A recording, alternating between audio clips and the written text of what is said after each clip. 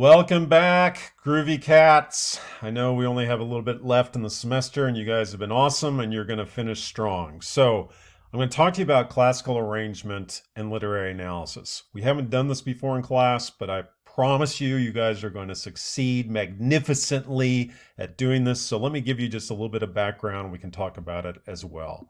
So, this is a systematic approach to persuasion. This is a process classical teachers of rhetoric like Aristotle and Cicero and St. Augustine developed and used to produce, persuasive speeches in writing. It's an awesome process that helps you think. I meant to write a little bit more on that slide, but we're going to go ahead with this typo. Helps you think through how to persuade. It's really reader friendly because it's so organized, but it's really writer friendly because it helps you think through the whole process of persuasion, where you are in the process, and what you need to do at a particular point in time in an essay or in a speech. So it's reader friendly, it's writer friendly. You guys can do this. This is what your essay is going to actually look like, and we're going to go over what's involved in doing that. So this is a sample student example. It's from a Frankenstein essay. It's not perfect. Sorry, you'll hear email in the back. It's not perfect, but so don't look at this like the perfect thing. But anyway, you'll get an idea of what's going on. You can see it looks like MLA. It's got the information. It's got a title.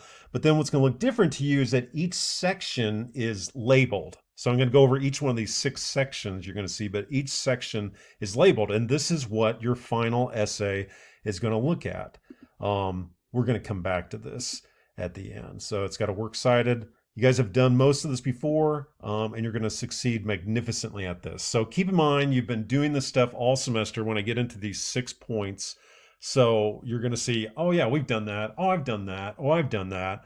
So much of this won't be new. What will be new is the way you actually think through the essay as a whole and how you literally arrange it on the page, right? You can see that right away, that it's going to be a little bit different in how you arrange it. So that's what's different.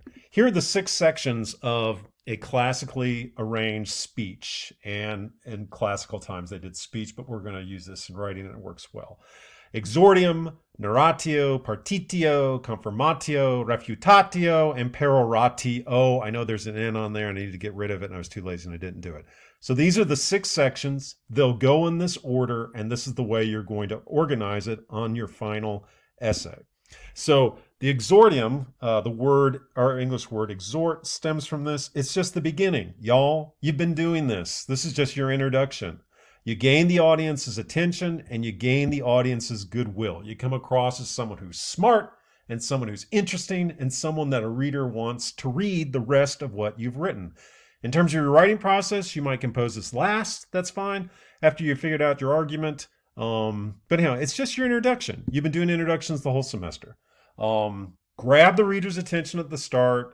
You can do that in any number of ways. You can tell a story. It can be a personal story. You can use the word I in this paper. That's totally fine. That's it. The exordium, introduction. You've done it. Bingo. I don't know why I'm saying bingo. Second section is the narratio. This can be just a little bit different, but when you think about it, it totally makes sense that you need to have this section in a persuasive essay. So all you do here, y'all, is just give important background or contextual information that a reader needs to know before he or she or they reads the rest of your essay. This section can be brief. The introduction can be brief. The narratio can be brief. You're just providing some background information that your reader needs to understand the rest of your essay. I know it's totally clear in your head, right? But you need to make sure that it's clear to a reader. That's the challenge of writing, is we know what we're writing about, but sometimes we forget that readers don't totally grasp what we're talking about. So this section is where you just talk about background.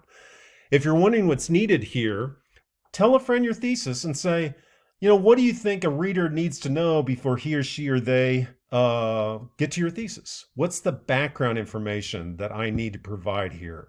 To understand the rest of my essay. So it really just depends on the essay that you're writing.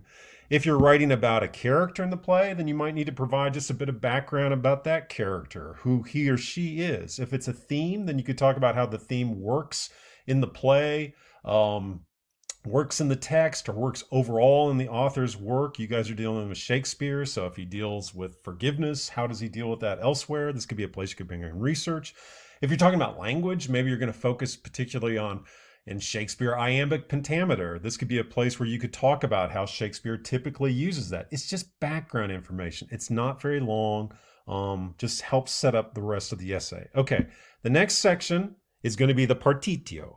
This, you guys have been doing this. This is something that y'all been doing. You can do this. This is, I don't know, I'm yelling at you. I apologize. I have a lot of coffee in me. So Partitio, this is your thesis and a preview of the basic points to come in the actual heart of the essay, which is the next section, the Confirmatio.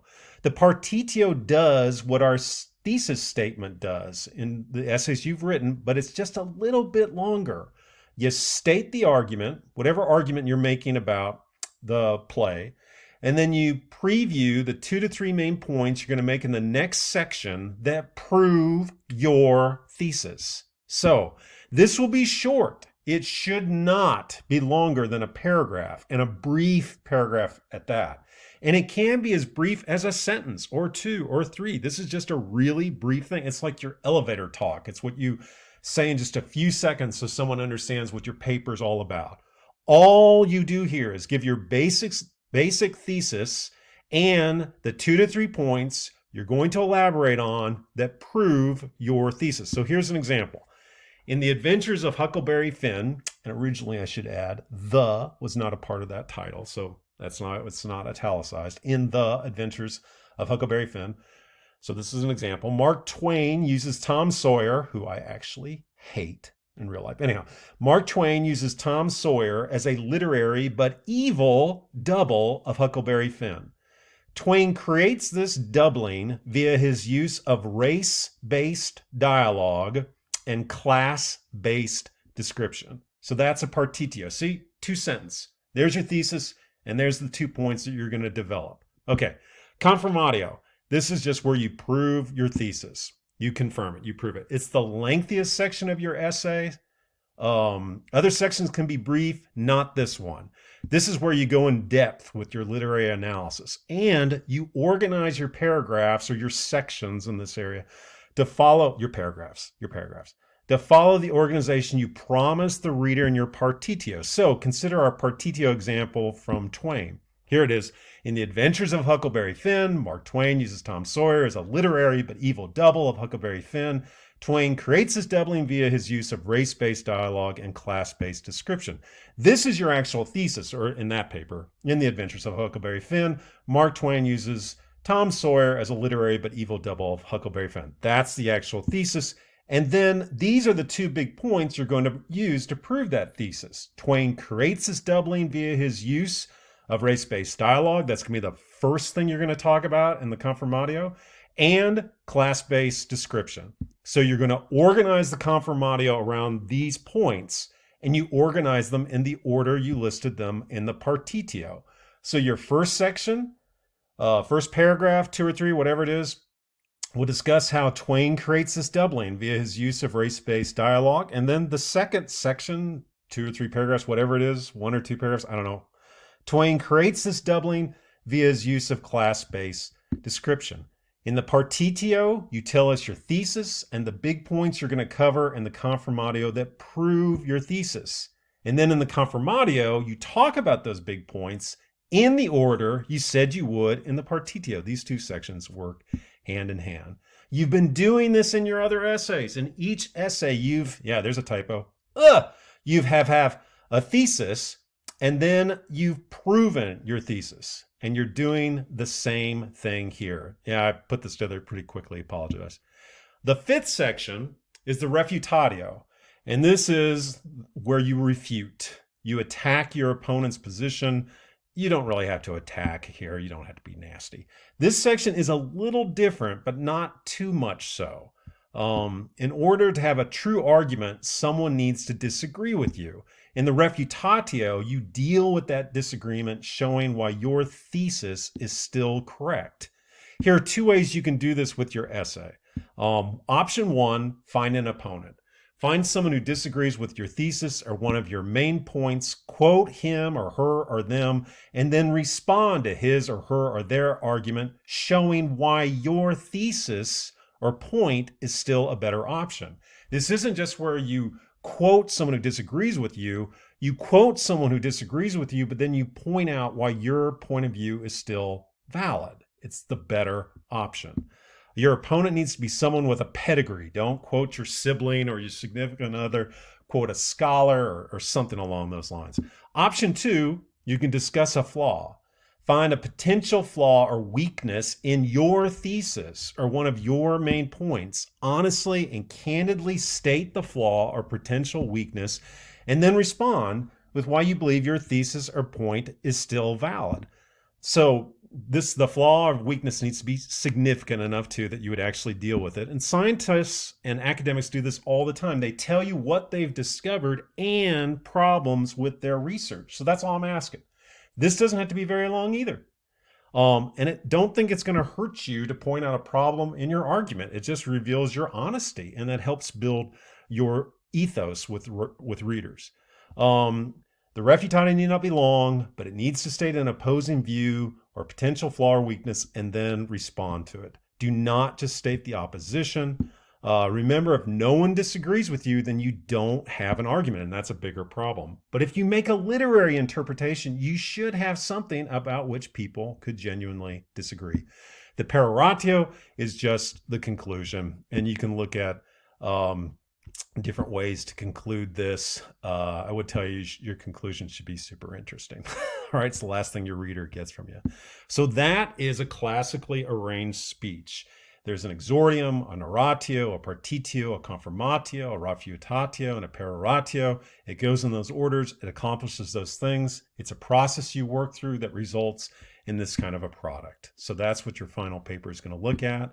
It's going to look just like this. And it's going to be amazing. So I'm serious. You guys are strong. You've been doing fine. A lot of this is stuff you've been doing throughout the entire semester. It's really just about making sure you're covering everything in the process of persuasion. Am I grabbing a reader's interest in the Exordium? Have I given them enough background?